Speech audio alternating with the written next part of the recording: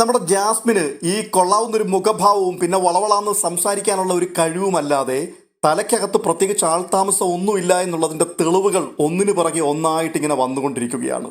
സത്യം പറഞ്ഞു കഴിഞ്ഞാൽ ജാസ്മിൻ്റെയൊക്കെ നിലവാരം കണ്ടിട്ട് മൂക്കത്ത് വിരൽ വെച്ച് പോവുകയാണ്. ഈ ആഴ്ചത്തെ ക്യാപ്റ്റനായി തിരഞ്ഞെടുക്കപ്പെട്ടിരിക്കുന്നത് ജാസ്മിനാണ് പവർ ടീമിനെയും തീരുമാനിച്ചത്. ഇന്ന് പവർ ടീം അംഗങ്ങൾ എല്ലാവരും കൂടി ഇന്ത്യയിലെ പ്രമുഖ പ്രസ് റിപ്പോർട്ടർമാരായിട്ട് വരികയും ബിഗ് ബോസ് ഹൗസിലെ മറ്റ് 3 ടീം അംഗങ്ങളെയും വിസ്തരിക്കുന്ന അല്ലെങ്കിൽ അവരെ ഇന്റർവ്യൂ ചെയ്യുന്ന ഒരു ദിവസമായിരുന്നു. ഇന്റർവ്യൂ എന്നൊക്കെ പറയാമെങ്കിലും അതിനപ്പുറത്ത് അതൊരു ഡിബേറ്റ് തന്നെയായി മാറുകയായിരുന്നു. നമ്മുടെ DJ സെബിനും ശ്രീരേഖയും ഉൾപ്പെടുന്ന ഒരു ടീം അതിനകത്തേക്ക് കയറിപ്പോയി പവർ ടീമിനെ സമ്പൂർണ്ണമായി നിഗ്രഹിച്ച് ജയഭേരി മുഴക്കിക്കൊണ്ടാണ് അതിനകത്തുനിന്ന് പുറത്തിറങ്ങി വരുന്നത്. ഇവിടെ ഞാൻ പറയാൻ വന്ന വിഷയം ഇതാണ്. ഈ പവർ ടീമിൻ്റെ ചോദ്യവും ഉത്തരവും അവിടുത്തെ ഡിബേറ്റിൻ്റെ എല്ലാം അവസാനം വരുമ്പോഴേക്കും ക്യാപ്റ്റന് ഒരു ചോദ്യം ചോദിക്കാനുള്ള അവകാശമുണ്ട്. അത് വളരെ വ്യക്തമായിട്ട് ആലോചിച്ച് തീരുമാനമെടുത്ത് ക്യാപ്റ്റന് ചോദിക്കാം. ആ ചോദ്യത്തിന് ഈ ഗ്രൂപ്പിലുള്ളവർ എല്ലാം ചേർന്ന് മറുപടി പറയുകയും ചെയ്യണം. ക്യാപ്റ്റൻ മോഡറേറ്ററാണ്. അതുകൊണ്ട് തന്നെ മോഡറേറ്ററുടെ ലാസ്റ്റ് ചോദ്യം വരിക സത്യം പറയാമല്ലോ പരമപുച്ഛമാണ് തോന്നിയത്. സെബിൻ ഉൾപ്പെടെയുള്ള ആ ടീമിൻ്റെ മുഖത്ത് നോക്കി ഒരു ചോദ്യം ജാസ്മിൻ ചോദിക്കുകയാണ്. എവിടെയാണ് തുടങ്ങിയത്, ഇത് എവിടെയാണ് നിർത്തിയത് എന്ന് ദൈവം തമ്പുരാന് മാത്രമേ അറിയുകയുള്ളൂ. എന്ന് പറഞ്ഞാൽ 12 മാറ് നീളമുള്ള ഒരു ചോദ്യം, 12,000 വിഷയങ്ങൾ ആ ചോദ്യത്തിനകത്ത് ഉള്ളടക്കം ചെയ്തിരിക്കുകയാണ്. ഒന്നാമത്തെ ആഴ്ചയിൽ താൻ ഇവിടെ കളി തുടങ്ങിയ ദിവസം മുതൽ ഇന്ന് ഈ സമയം വരെയുള്ള മുഴുവൻ കാര്യങ്ങളെയും അവിടുന്നും ഇവിടുന്നും എല്ലാം കിള്ളി എടുത്തു വെച്ചിട്ട് ഒരു 1.5 ചോദ്യം അങ്ങോട്ട് ചോദിച്ചു. അതല്ല രസം, ഈ ചോദ്യത്തിൻ്റെ എല്ലാം അവസാനം വന്നിട്ട് അത് ശരിയോ തെറ്റോ ഒറ്റ വാക്കിൽ ഉത്തരം പറയണം. Yes or no. ഒരുപക്ഷെ വൈകിട്ടത്തെ എപ്പിസോഡിൽ അത് വരുമായിരിക്കും. കാരണം എനിക്കത് പറയാൻ അറിയത്തില്ല. ജാസ്മിൻ ചോദിച്ച ചോദ്യങ്ങൾ എന്തൊക്കെയാണ്, ഏതൊക്കെ വിഷയങ്ങളാണെന്ന് ഓർത്തെടുത്ത് പറയാൻ വല്ലാത്ത ബുദ്ധിമുട്ടുണ്ട്. അതുകൊണ്ട് തന്നെയാണ് ഞാൻ ഇങ്ങനെ അങ്ങ് പറഞ്ഞു വിടുന്നത്.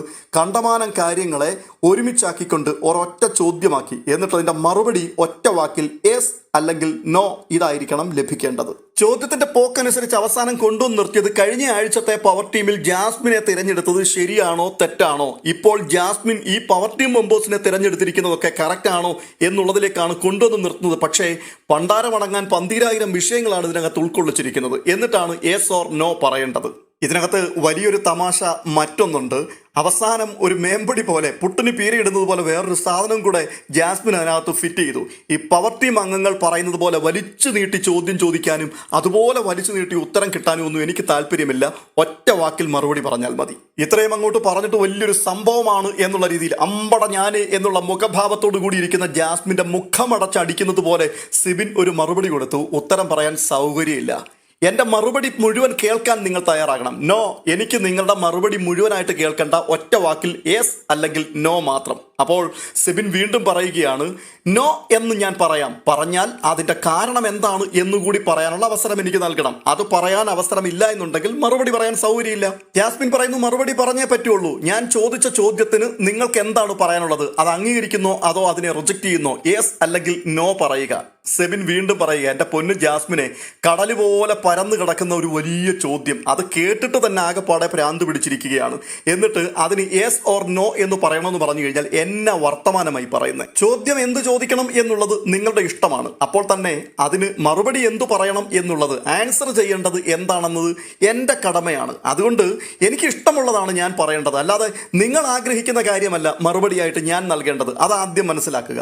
അപ്പോൾ ജാസ്മിൻ, കൂടുതൽ വിശദീകരണം ഒന്നും ഞാൻ ചോദിച്ചിട്ടില്ല, ഞാൻ എസ് ഓർ നോ മാത്രമാണ് പറയാൻ പറഞ്ഞത്. അപ്പോൾ സെബിൻ വീണ്ടും പറയുകയാണ്, അങ്ങനൊരു മറുപടി പറയാൻ ഇപ്പോൾ സൗകര്യമില്ല. സെബിൻ ആ മറുപടി അവസാനം പറഞ്ഞങ്ങോട്ട് നിർത്തുകയും, അതായത് എനിക്ക് പറയാൻ സൗകര്യമില്ല എന്ന് പറയുകയും ബിഗ് ബോസ് ബസർ അടിച്ചു. സെബിൻ അങ്ങോട്ട് അഴിഞ്ഞാടാൻ തുടങ്ങിയപ്പോൾ തന്നെ ജാസ്മിൻ വിളറി വെളുക്കാൻ തുടങ്ങി, ഇരുന്നിടത്തിരുന്ന് വിയർക്കാൻ തുടങ്ങി. അപ്പോഴാണ് ബസറും കൂടി വന്നിട്ട് ജാസ്മിന്റെ അവസാനത്തെ വെടിയും തീർത്ത് കളഞ്ഞത്. ബസർ ശബ്ദം കേൾക്കുകയും അടികൊണ്ടെന്ന പോലെ ഈ പവർ ടീം മെമ്പേഴ്സ് കണ്ണിൽ നോക്കിയിരിക്കുന്നു.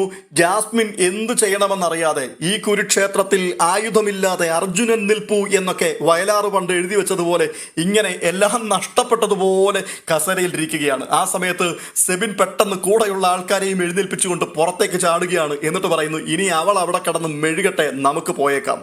ഒരു കാര്യം പറയാതിരിക്കാൻ കഴിയില്ല, ഈ സെബിൻ എന്ന് പറയുന്ന പാർട്ടി നിസ്സാരക്കാരനല്ല. വൈൽഡ് കാർഡ് എൻട്രിയിൽ കൂടി കയറിയ ഇങ്ങേരി ഒരു പൊളി അതിനകത്ത് പൊളിച്ചിട്ടേ പോവുകയുള്ളൂ. അമ്മാതിരി വർത്തമാനമാണ് കേട്ടോ. ഏത് മനുഷ്യനും കേട്ടിരിക്കാൻ തോന്നിപ്പോകും.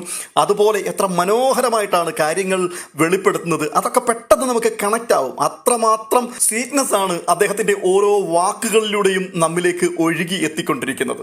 എന്തായാലും ഒരു കാര്യം ഉറപ്പാ, ഇജ്ജാതി മുതലുകളുടെ മുൻപിൽ ഈ വീട്ടിലുള്ള മുഴുവൻ ആൾക്കാരും ഇക്ഷ ഇണ്ണ റ എന്ന് വരയ്ക്കുന്ന ദിവസങ്ങളായിരിക്കും വരാൻ പോകുന്നത്. കാരണം വൈൽഡ് കാർഡ് എൻട്രീസ് ഓരോരുത്തരും ഒന്നിനൊന്നിനും മെച്ചമാണ്.